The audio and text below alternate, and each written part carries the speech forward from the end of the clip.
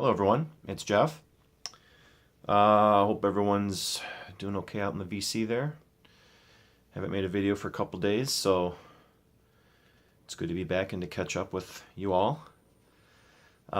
This is another Spin Zone type of video showing some of the stuff I've been listening to lately and some of my new acquisitions as well.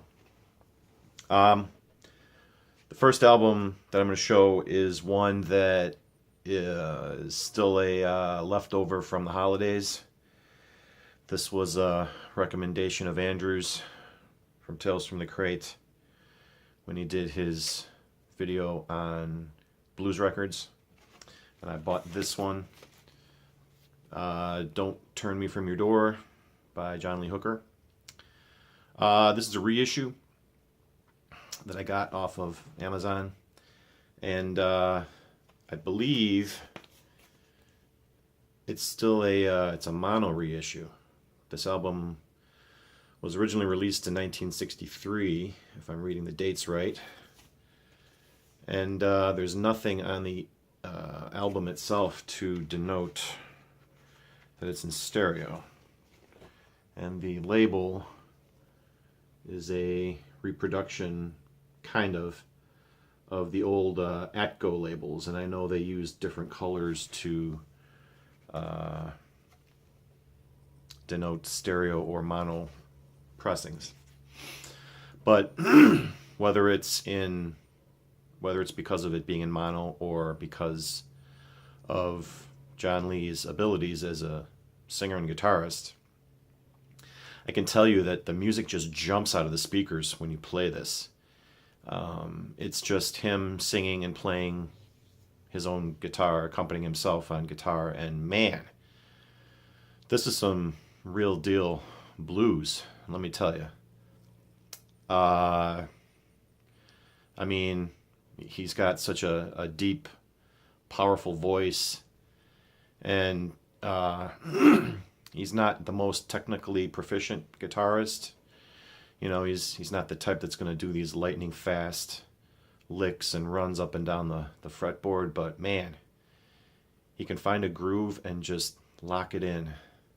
So I wasn't as obsessed with this one as I was over the Buddy Guy, but this runs pretty close second. I've listened to this several times, and it does what blues music is really designed to do. It makes you feel something.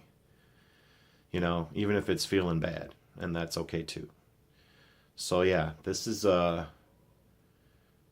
this also, I second the recommendation that Andrew made for this album. This is a really great album. If you want a dose of real blues, get this album.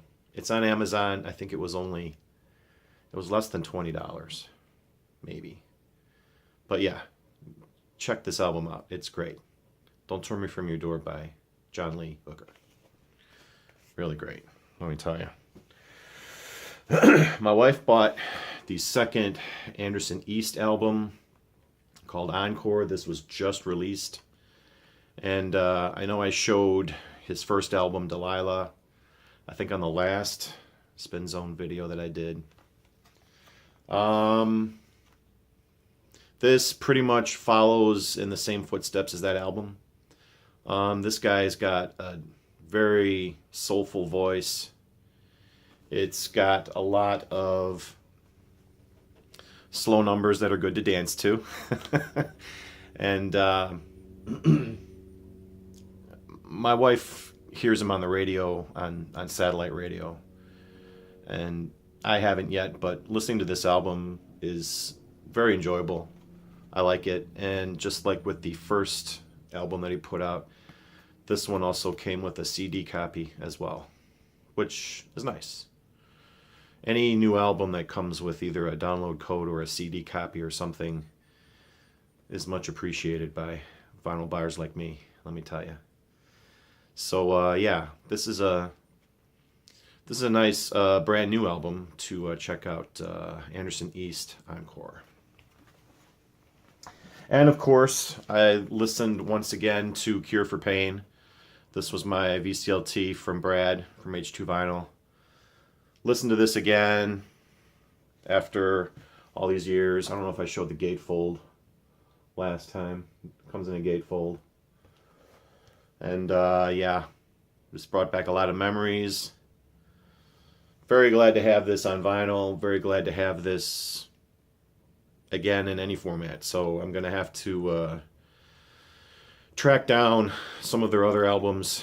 I'm hoping that they've all been re-released on vinyl. I think there were like 4 or 5 albums that Morphine put out in the 90s.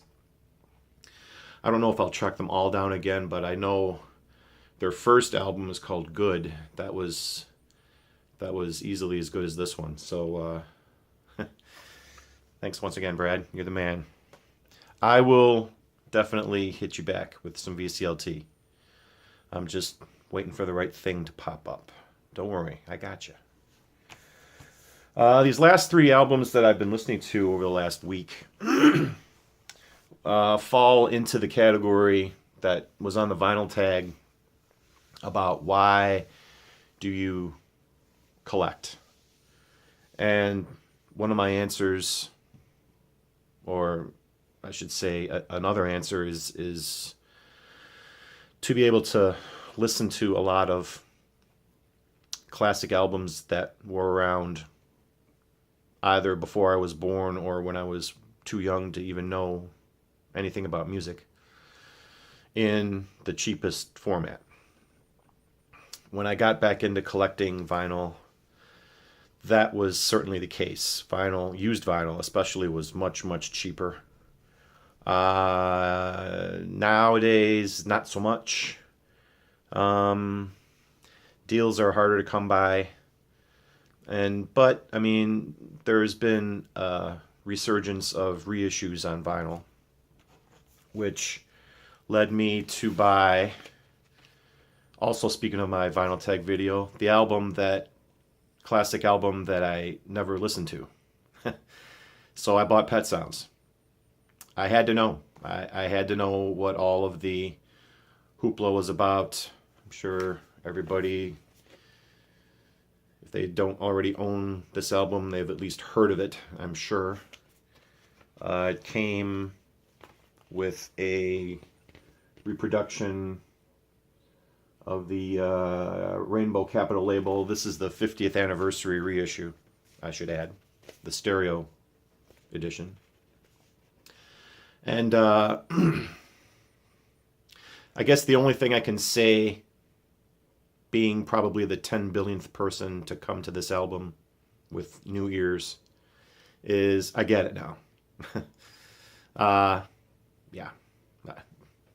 I really don't have anything to add that anyone much smarter than me could have already said about this album, other than I get it. This is great. And I don't know if the mono version is any better than the stereo, but let me tell you, the stereo is pretty fracking good. So, yeah. And there'll be more Beach Boys to come in this video in the future. I haven't really been posting album pictures on Facebook like I used to. I kind of fell away from that, but over the last few days I've started doing it again, and I've posted some pictures to the YouTube Vinyl Community group on Facebook, and this was, I think, one of the ones that I just did. I just listened to this yesterday. This was Bob Dylan's Blood on the Tracks. This is another one of those classic albums that everybody loves, and I know this is one of his more revered albums, with good reason. I mean, I was already familiar with, I'd say, about half this album. I mean, Simple Twist of Fate, Tangled Up in Blue, Idiot Wind, Shelter from the Storm. You know, those were songs I think I have on my iPod. But putting them in context with the rest of this album is pretty intense stuff. I mean, this was Dylan's breakup album, and you can tell he was feeling it when he was making this album. So this is another one of those classics, kind of like Pet Sounds, that I'm I'm catching up to everybody else I'm listening to. And, well, this last one, I just listened to probably like 20 or 30 minutes ago, and I posted a picture of this on the Facebook, was Astro Weeks. This one I owned on CD for many years, so I'm already well familiar with this album. I just wanted to have it on vinyl too, because I'm trying to collect all of Van Morrison's early albums from his early period, from this album in '68 till about '74, which I think Wiedenflies came out. And then after that he took a couple years off and started putting out somewhat lesser quality albums, but this first his first run from '68 to '74 is pretty unassailable as far as I'm concerned. I don't really know of anybody who really doesn't like that era. And this was one of the last few I need. The only other ones I need are Wiedenflies, and I need Hard Knows the Highway. I believe those are the only other two. And then I'll have this era of Van Morrison vinyl complete. And this was also, I believe this was also a Rhino reissue. It doesn't say Rhino anywhere on the label. I could be wrong. All I know is there was a hype sticker on the cover saying Summer of Love, which really doesn't make sense because this album came out in '68, and I thought the Summer of Love was in '67. But this came out on clear vinyl with the replica green Warner Brothers label. Of course, now it says Warner Brothers 7 Arts Records, so maybe this isn't Rhino. I don't know why I thought it was Rhino, but it being on clear vinyl is kind of cool. You can really see the grooves as they spin around. But this is such a contemplative album of Van Morrison's. It's one of those albums that puts you in a mood while you're listening to it. It's a little hypnotic even. I love it. So it's something that I had to have on vinyl.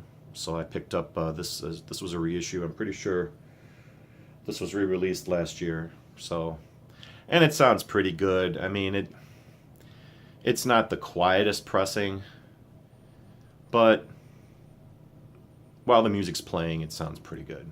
So overall, I'm pretty happy with it. So this was the one I just listened to today, right before I made this video, as a matter of fact. As far as new acquisitions, there have been several.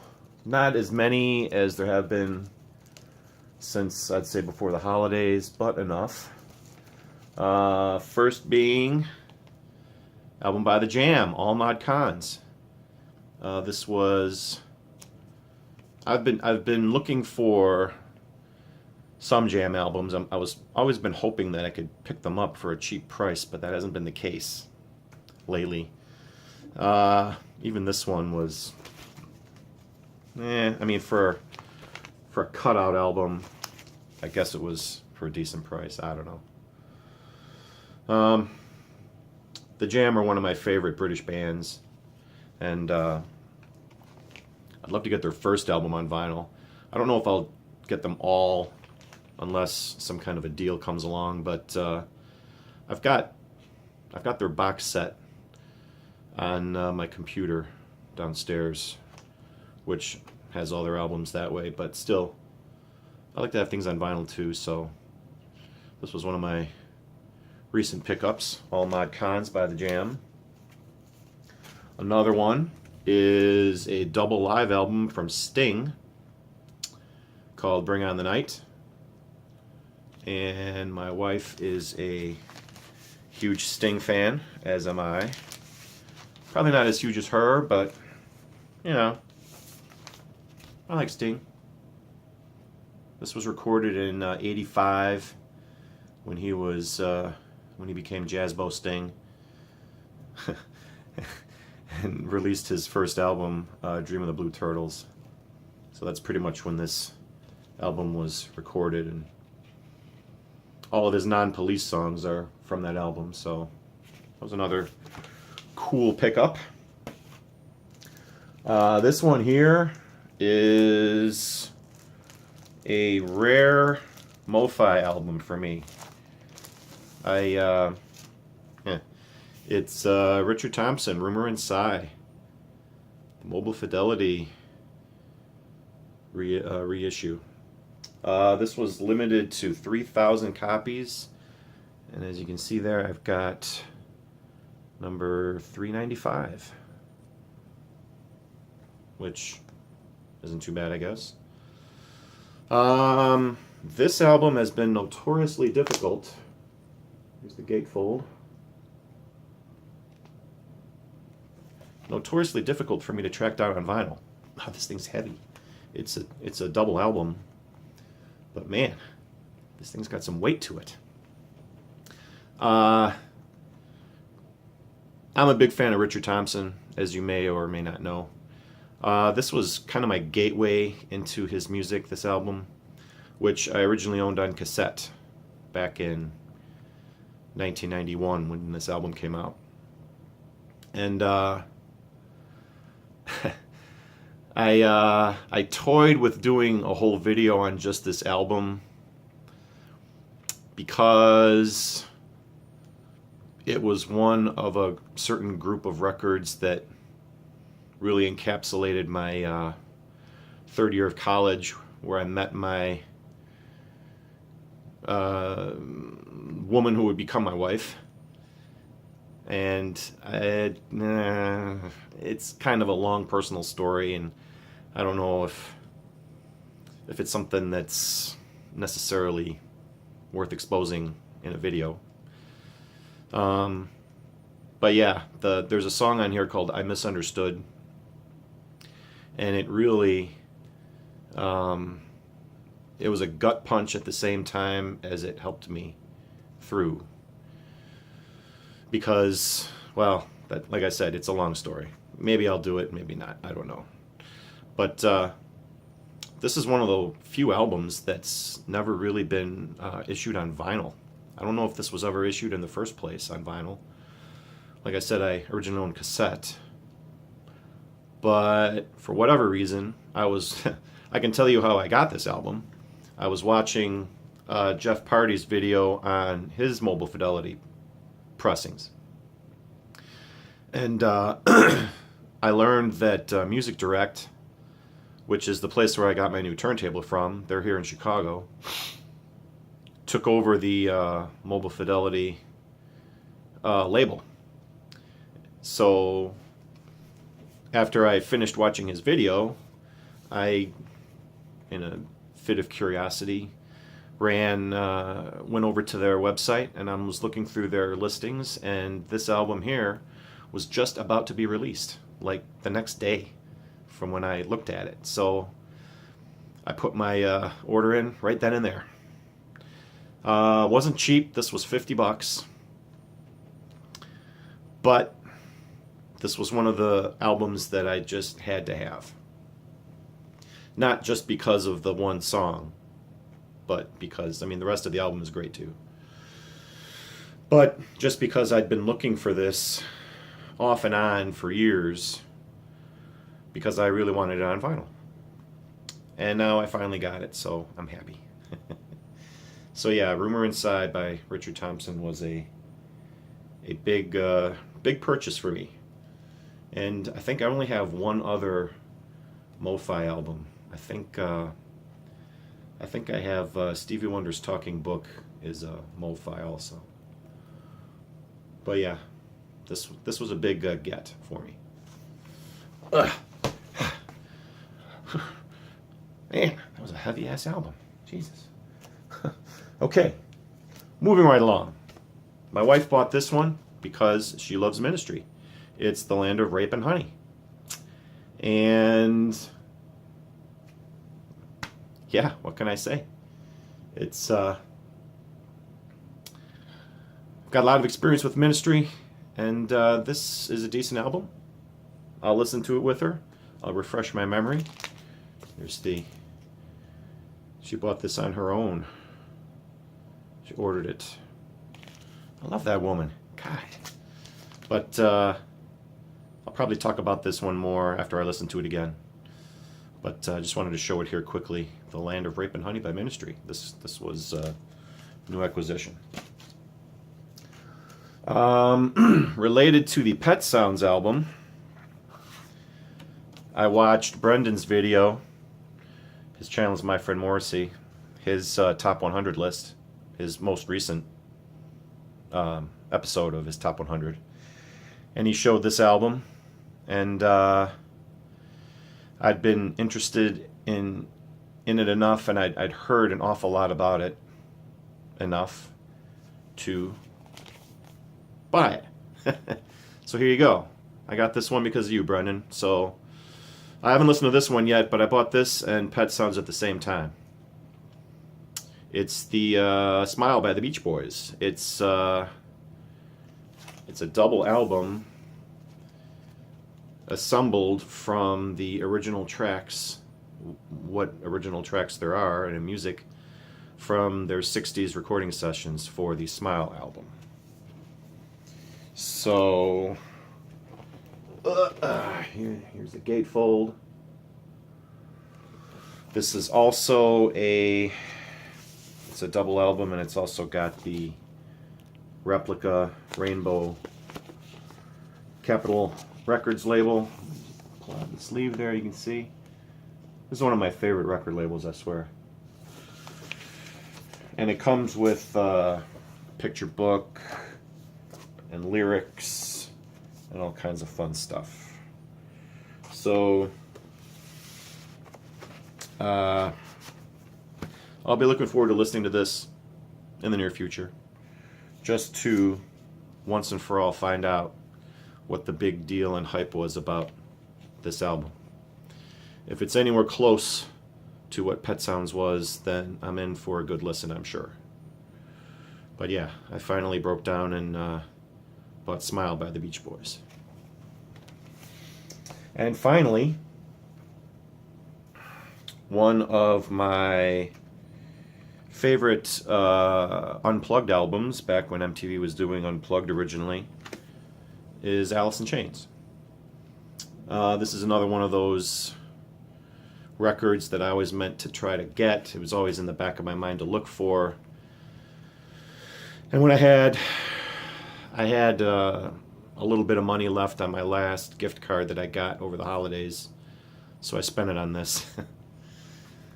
This is also a double vinyl issue. This is probably one of the best of the MTV Unplugged albums. I know the Nirvana one always gets all the press, and I know the Eric Clapton's Unplugged won all the awards. I have that album. Someday I'll get the Nirvana, but this one I think is every bit as good. And if you're a fan of Alice in Chains, this is kind of a different angle on a lot of their songs. So Alice in Chains Unplugged. That was my last of the new acquisitions for now. There you go. I'll be back a little bit later on this week with another episode of my Top 100 list. And hopefully some other things. I've got ideas for videos too, so hoping I can make time to record some more for you. And until then, thank you for watching. This is Jeff. Peace.